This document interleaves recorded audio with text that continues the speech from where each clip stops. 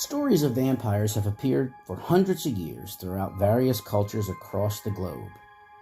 Vampire fiction became popular in England in the 1800s, with stories of vampires appearing in novels and weekly short stories throughout the century, culminating in the release of the book Dracula by Bram Stoker in 1897. Dracula is probably the most famous horror figure in all of history, especially in film, as the novel itself has been adapted 30 times in the movies, and the character Dracula has appeared in either film, television, video games, or other adaptations over 700 times, with nearly another 1,000 appearances in comic books and on the stage. Now, our most recent adaptation of this story is the movie The Last Voyage of the Demeter, released last weekend into cinemas. Now, this movie adapts Chapter 7 of the book Dracula, entitled The Captain's Log. Now, we are all familiar with Dracula, but has anybody ever read the novel? I really recommend it. It's not a long read, and it's really great.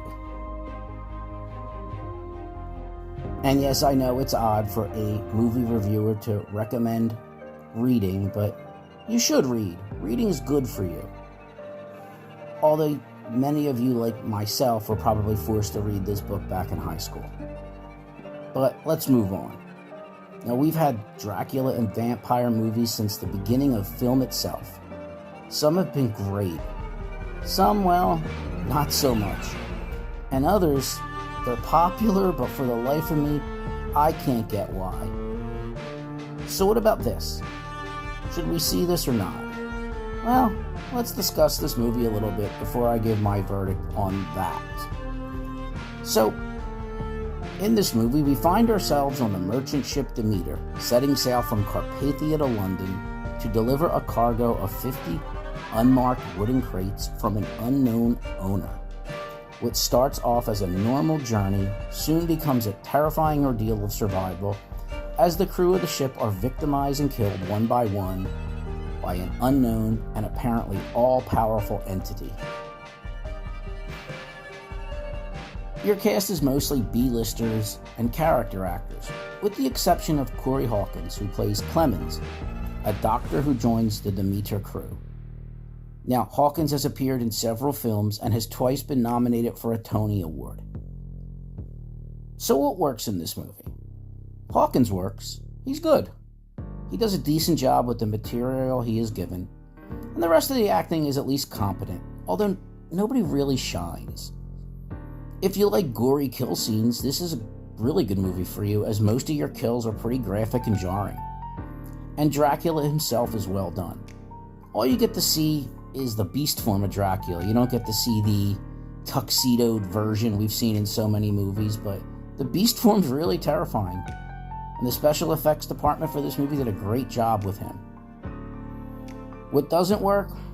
Well, we already know the ending of this. Even if you've never read the novel, you probably know how the story ends. And it's hard to do a movie like that. I mean, think of Apollo 13. Everybody knew that the astronauts survived, but I remember seeing that movie and being on the edge of my seat at the end. That's because you had a great script, great actors, and a great director. And I'm not going to spoil this film, but, we already know everybody on this boat dies. And the writing, acting, and directing, it's not terrible, but it's just not strong enough to keep you engaged, especially on this 2-hour film. Maybe if it was a little bit shorter, you could have tightened it up a little bit, but I still don't think you have strong enough performances by anybody to keep you overly engaged. And that's a shame, because director Andre Ovedal from Norway, he's done some nice horror work, including Troll Hunter and The Autopsy of Jane Doe. Now, I saw that movie last year on Netflix. It's excellent. Really, really frightening film. Definitely check it out if you get a chance. When I was watching this, I kept being reminded of the movie Alien. A crew in the middle of nowhere with nowhere else to run is facing a terrifying and seemingly unstoppable foe that's picking them off one by one. But What worked in Alien and does not work here is that I never got the sense of terror I did from Alien. You know, you had a great cast in that movie. You had a great script, you had a great director. This is just kind of paint by the numbers horror. So let's give this movie a 5 out of 10. It's not terrible, it's just very forgettable. And while I would describe it as competent, nothing stands out. And you're never on the edge of your seats, and you're never really terrified because you know what's going to happen, and you never get the sense that, I don't know, you just never get that sense that there's anything surprising around the corner.